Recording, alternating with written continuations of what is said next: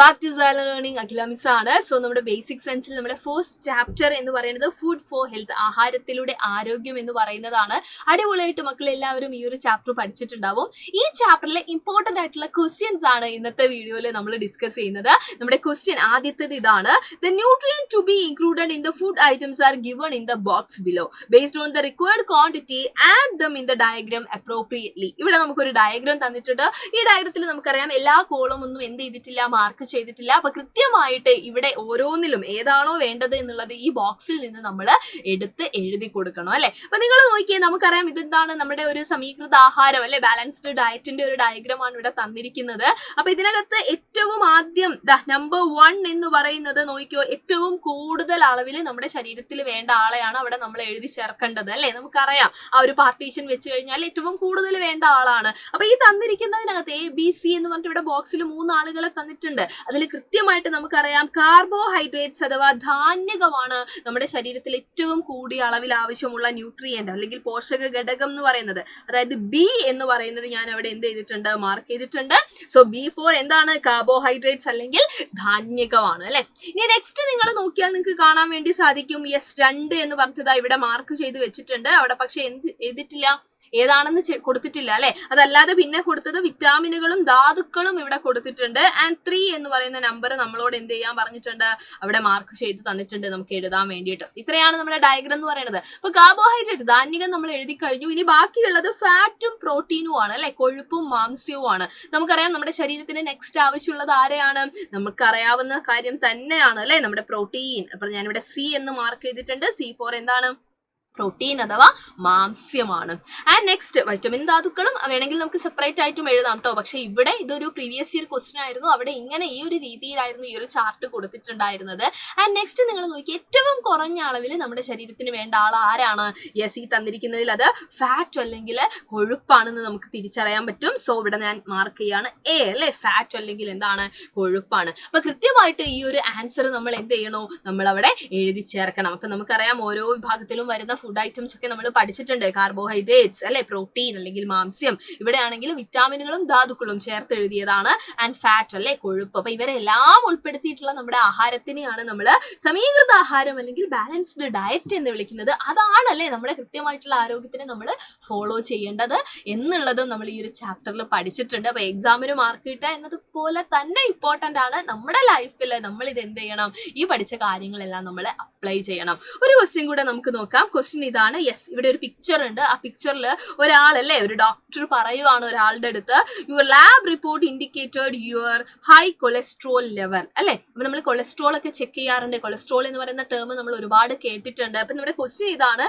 What health problems are caused when cholesterol level is high in the body. നമ്മുടെ ശരീരത്തിലെ ഈ കൊളസ്ട്രോളിന്റെ അളവ് കൂടി കഴിഞ്ഞാൽ നമ്മൾ ടെസ്റ്റ് ചെയ്യുമ്പോൾ പറയും കൊളസ്ട്രോൾ ഉണ്ട് അല്ലെങ്കിൽ കൊളസ്ട്രോൾ കൂടുതലാണ് കുറവാണ് എന്നൊക്കെ നമ്മൾ കേട്ട് പരിചയമുള്ള കാര്യങ്ങളാണ് അല്ലെ. അപ്പൊ എന്ത് ആരോഗ്യ പ്രശ്നമാണ് ഇതുകൊണ്ട് നമുക്ക് വരുന്നത്? അപ്പൊ കൃത്യമായിട്ട് നമ്മൾ പഠിച്ചിട്ടുണ്ട്, നമ്മുടെ ശരീരത്തിൽ നമുക്ക് ഫാറ്റ് അല്ലെങ്കിൽ കൊഴുപ്പ് ആവശ്യമുണ്ട്. ചില വിറ്റാമിനുകളൊക്കെ ഫാറ്റിൽ മാത്രമേ ഡിസോൾവ് ആവുള്ളൂ, കൊഴുപ്പിൽ മാത്രമേ ലയിക്കുള്ളൂ. അതൊക്കെ നമ്മുടെ ശരീരത്തിൽ കിട്ടണമെങ്കിൽ അതിന് വേണ്ട ഫാറ്റ് അല്ലെങ്കിൽ കൊഴുപ്പ് നമ്മുടെ ശരീരത്തിൽ എത്തണം. പക്ഷെ അത് വളരെ കുറഞ്ഞ അളവിൽ മതി അല്ലെ.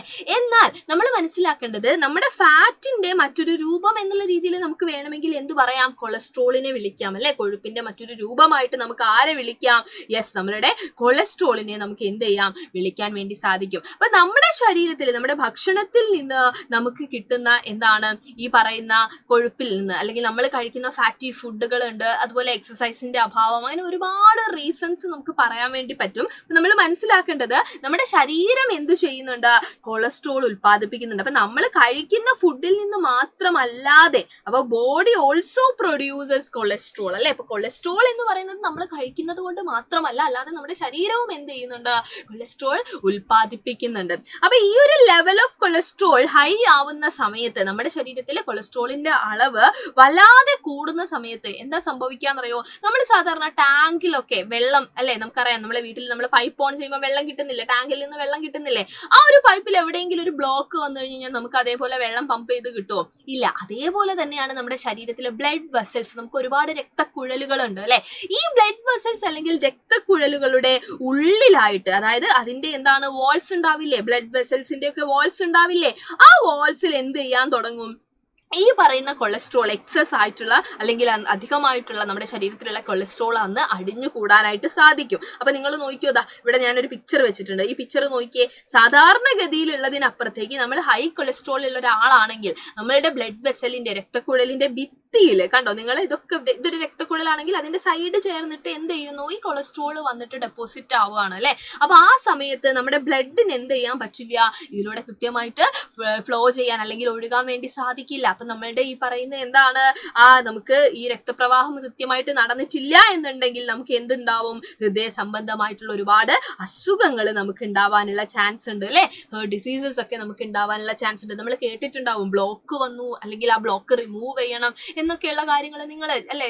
സാധാരണഗതിയിൽ നമ്മളിപ്പോ എന്താണ്, നമ്മൾ ഒത്തൊരുമിച്ചുള്ള അല്ലെങ്കിൽ ഈ പറയുന്ന റിലേറ്റീവ്സിന്റെ ഇടയിൽ നിന്നാണെങ്കിലും ഒക്കെ നമ്മൾ കേട്ടിട്ടുണ്ടാവും. അപ്പൊ ഈ ഒരു വിഷയത്തിലേക്ക് അല്ലെങ്കിൽ ഈ ഒരു ഘട്ടത്തിലേക്ക് അത് എന്ത് ചെയ്യാണ്, പോവാണ് ചെയ്യുന്നത്. സോ നമ്മൾ എന്ത് ചെയ്യണം, ഈ ഫാറ്റി ഫുഡ് അധികമായിട്ട് കഴിക്കുന്നത് എന്തല്ല, നല്ലതല്ല എന്ന് വെച്ചിട്ട് കൊഴുപ്പടങ്ങിയിട്ടുള്ള ഭക്ഷണം അല്ലെങ്കിൽ ആഹാരം കഴിക്കരുത് എന്നാണോ? അങ്ങനെയല്ല. നമ്മുടെ ശരീരത്തിന് കുറച്ച് കൊഴുപ്പ് അല്ലെങ്കിൽ ഫാറ്റ് ആവശ്യമാണ്. പക്ഷെ എക്സസ് ആയി കഴിഞ്ഞു കഴിഞ്ഞാൽ ഈ ഒരു പ്രശ്നമുണ്ട്. നിങ്ങൾ ജസ്റ്റ് ആലോചിക്കുക, നമ്മൾ പൈപ്പ് തുറക്കുമ്പോൾ വെള്ളം വരുന്നില്ലേ, ആ പൈപ്പ് എന്ന് പറയുമ്പോൾ ഉള്ളിലൊക്കെ ഒരുപാട് പൈപ്പുകളിലൂടെ ഈ വാട്ടർ പാസ് ചെയ്യുന്നുണ്ട്. അവിടെ എവിടെയെങ്കിലും ഒരു ബ്ലോക്ക് വന്നു കഴിഞ്ഞു കഴിഞ്ഞാൽ നമ്മൾ ആ ബ്ലോക്ക് നീക്കി കൊടുക്കേണ്ടി വരാറുണ്ട് അല്ലെ. ആ ബ്ലോക്ക് പോലെ തന്നെയാണ് ഇങ്ങനെ ഹൈ കൊളസ്ട്രോൾ ആവുന്ന സമയത്ത് നമുക്ക് സംഭവിക്കുന്നത്. അപ്പൊ അതുകൊണ്ട് നമ്മൾ എന്ത് ചെയ്യാം, കൂടുതലായിട്ട് ഫാറ്റി ഫുഡ് നമ്മൾ കഴിക്കാതിരിക്കുക. അത് മാത്രമല്ല, നന്നായിട്ട് എക്സസൈസ് ചെയ്യുക. ഫ്രൂട്ട്സ് ആൻഡ് വെജിറ്റബിൾസ് അല്ലെ, ലീഫി വെജിറ്റബിൾസ് ഒക്കെ ധാരാളം നമ്മളുടെ ഈ പറയുന്ന ഫുഡിൽ, നമ്മുടെ ഡയറ്റിലൊക്കെ നമ്മൾ ഇൻക്ലൂഡ് ചെയ്യുക.